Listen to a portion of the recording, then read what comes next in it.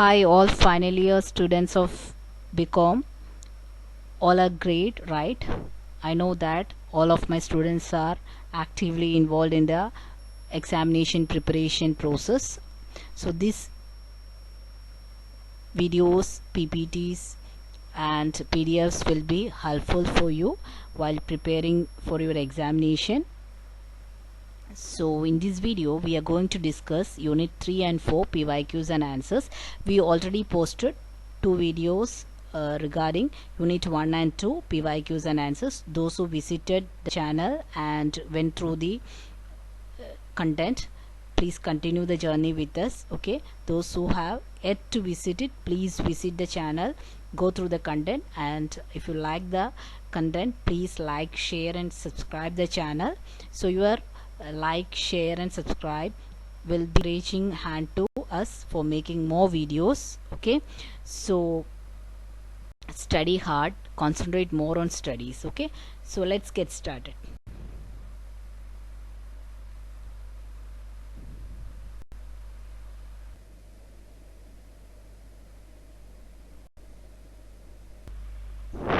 Okay, the first question of unit 3 is, who is a promoter? What are the duties and position of a promoter?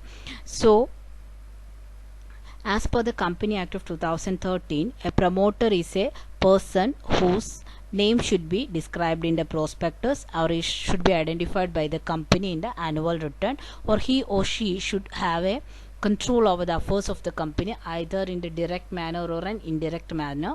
Then the third one is his or her, that is the promoter's instruction should be taken care of by the board of directors while running the business. Okay, so now we are going to discuss what are the duties of the promoter. So in short, we can say that the promoter is a person who is actively involved in the formation stage of the business. So the various stage involved in the formation of a company, that has to be taken care of by the promoter. Okay, so his relationship between the company is a fiduciary one. So fiduciary means the relationship that is based on mutual trust and confidence. Mutual trust and confidence based relationship. Okay, what do you mean by preliminary contract? Okay, preliminary contract. So before the incorporation, company has no contractual capacity. That is, once the company got registered under the Company Act of 2013 or 1956, then only we will call it as a legally valid entity. Before that, it is not coming under legally valid entity status. Okay, so any contract that happened before that incorporation stage or the before getting registered under the Company Acts, that documents or that contracts are known as pre-incorporation contracts or preliminary contracts. So preliminary contracts are those contracts before the incorporation. Before incorporation of the company, those contracts are happening, so they are considered as preliminary contracts or pre-incorporation agreement. Okay, so what is the legal position of the pre-incorporation contracts? We already discussed, only after the incorporation the contracts are considered as legally valid, because then only the company is considered as a legally valid entity. So before incorporation, these documents are legally invalid. Okay, so next is, no contract can bind a company, because these all are illegal one. Okay, so the company cannot enforce preliminary contract. The one of the important point is the company cannot enforce preliminary contract. What do you mean by enforce? Means that can be sued or be sued.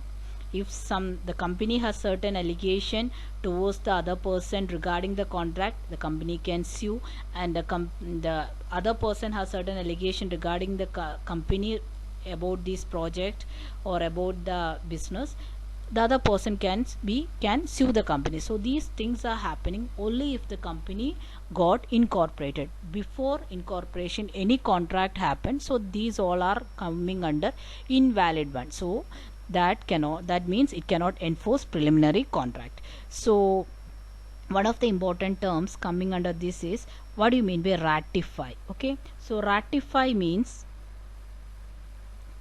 What do you mean by ratify?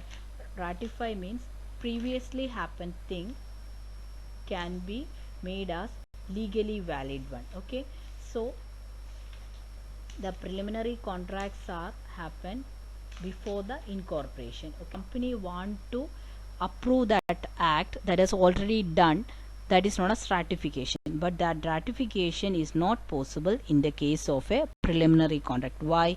Because the principle must have been in existence at the time when promoters entered into such contract. So the principle here means company should be a legally valid one, then only it can ratify the contract. So as per the preliminary contracts are concerned, the company is not a legally valid entity, so these preliminary contracts cannot be ratified. So ratify, to approve an act that has already been done.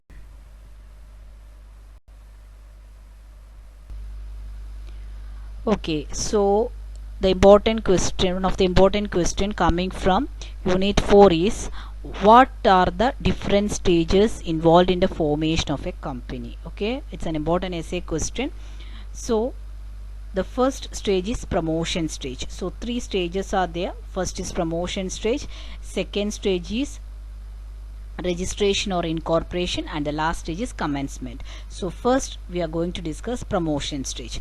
What do you mean by promotion stage? In the unit 3 we already discussed who is a promoter. Promoter is a person who is taking care of all the process or the functions happening during the formation of the company. So promotion means there are certain steps involved in the promotion. So first step is discovery of an idea. First they have to discover a business idea, then they have to go through a detailed investigation. They have to go through SWOT analysis, that is strength, weakness, opportunities or threat regarding that particular project or the feasibility of that business. All these things are coming under detailed investigation.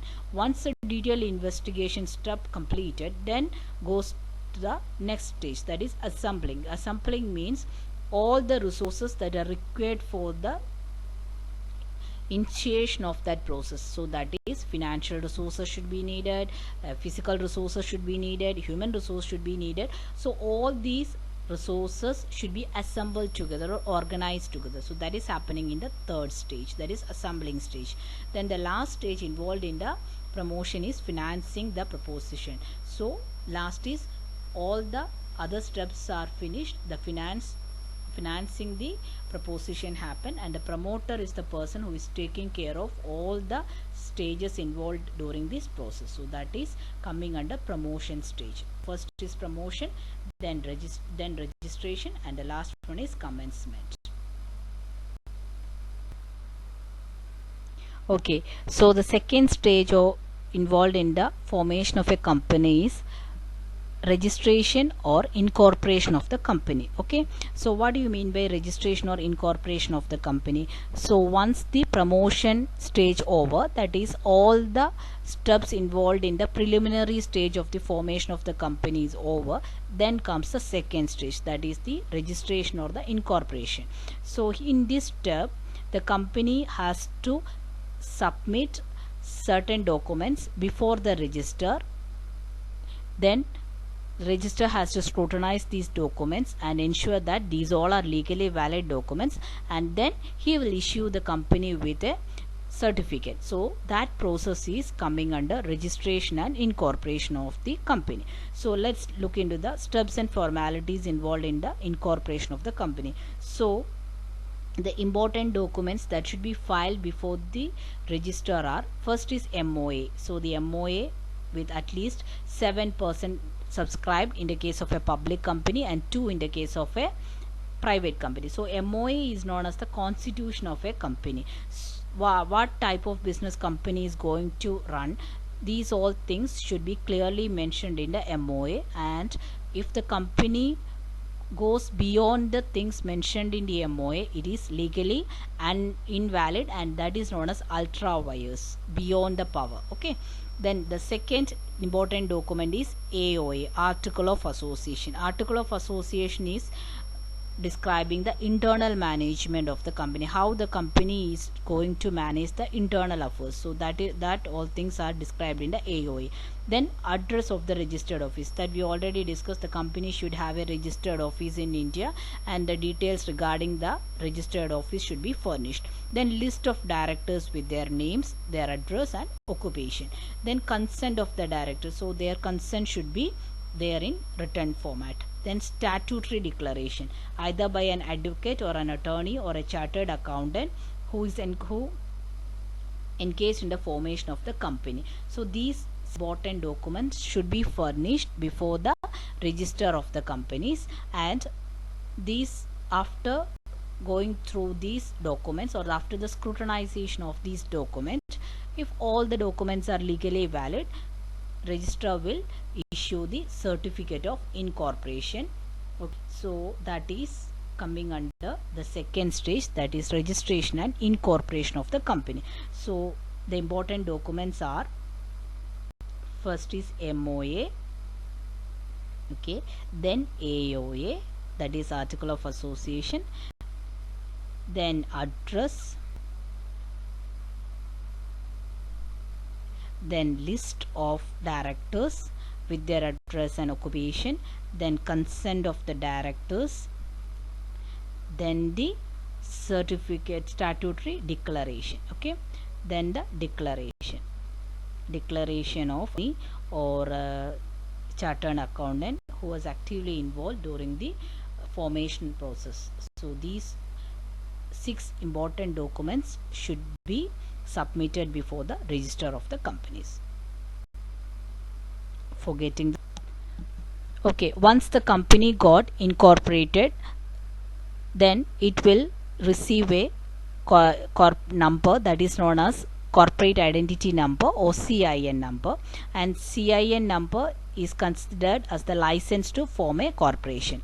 So let's dive into the effect of registration of the company. What are the effects of registration of a company? So as per the section 9 of the Company Act of 2013, once the company got registered as per the Company Act, then it will be considered as a body corporate. The company has the right to enjoy all its features, that is perpetual existence, can hold properties, it has the power to hold the property, it can sue against a person, it can be sued, it has a common seal, then unless the registrar is removing its name from the register of the companies, or winding up or dissolution happens, the company will continue its perpetual succession.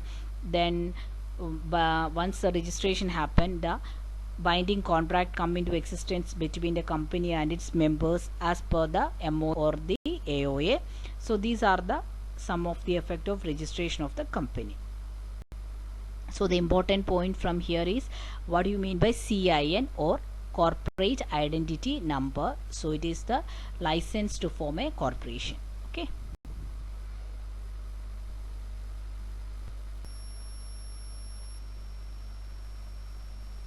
So winding up of a company. So the company can go through this winding up process in 2 ways, that is compulsory winding up and voluntary winding up. Compulsory winding up implies that winding up of a company by an order of the tribunal. So as per the order of a tribunal, winding up process is happening, so that is known as compulsory winding up. That is covered under section 271 of Company Act of 2013. So voluntary winding up means it takes place by the mutual agreement of the members of the company. So that is voluntary winding up. Mutual agreement, that is voluntary, by an external force or a tribunal interference, and that lead to the winding up process, that is known as compulsory winding up. So for a compulsory winding up, if a petition is filed by any of these persons, so that is if the company, creditor or any contributor or central or state government or by register or of any person file a petition against the running of the company to the concerned authority, the tribunal can go ahead with this winding up process. So that is coming a compulsory winding up.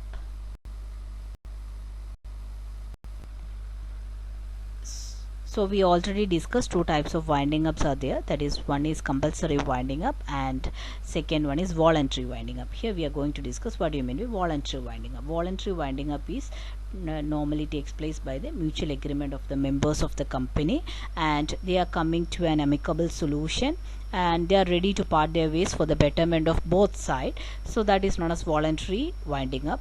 It's normally happen by the passing of a special resolution or by an ordinary resolution, and as per the time period or time period mentioned in the AOA, sometimes the end of an event or the completion of a project. So that all can lead to the voluntary winding up. Then next point is dissolution of a company. What do you mean by dissolution of the company?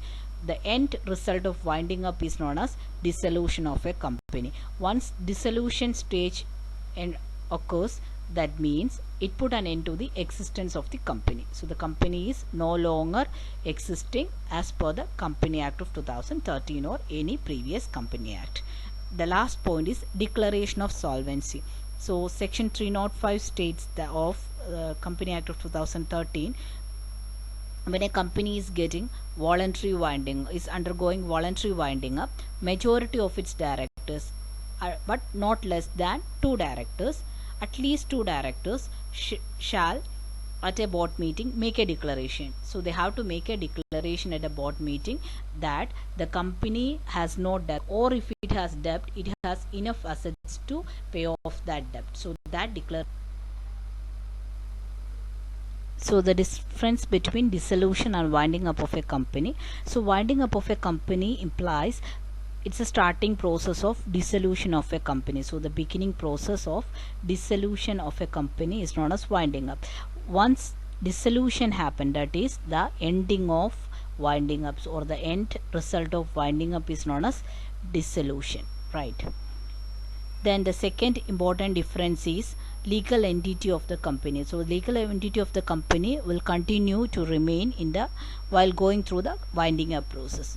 But once dissolution happen, the company's legal entity will end or will cease to remain as a legally valid firm. The third point is that the company can continue its business while it passing through the winding up stage, but once the company completed its dissolution stage, it cannot remain as a company as per Company Act of 2013. So these are the important difference between winding up and dissolution. So in this unit we covered many things. Important points are difference between winding up and dissolution, 2 important types of winding up, that is compulsory winding up and voluntary winding up. Then we discussed what are the stages involved in the formation of a company, that is the promotion, commencement and registration. And then we discussed in the third unit 2 important points, what do you mean by promoter and what are his duties towards the company, and then what do you mean corporation contracts and what is its legal validity, what is it relevance, is it legally valid, then can the company can ratify this pre-incorporation contracts in future. So these are the important points we discussed in this video. I hope concepts are clear to you. If you are not clear with any of these concepts, please put a comment in the comment section. Okay, so I will get back to you. So please study these points. These are important as far as your exams are concerned, right?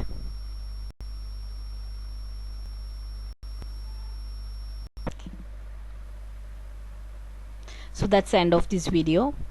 So as per the court, for every accomplishment you should make a decision to try. I know that all of my students are working hard to get a good score, good grade. Okay, so all the best for your future exams. Okay, and try hard, concentrate more on studies. Victory will be yours only. Okay, so before winding up, one more thing, please like, share and subscribe the channel. We will come with more videos within 1 or 2 days, so stay tuned. Thank you. Stay safe, stay healthy.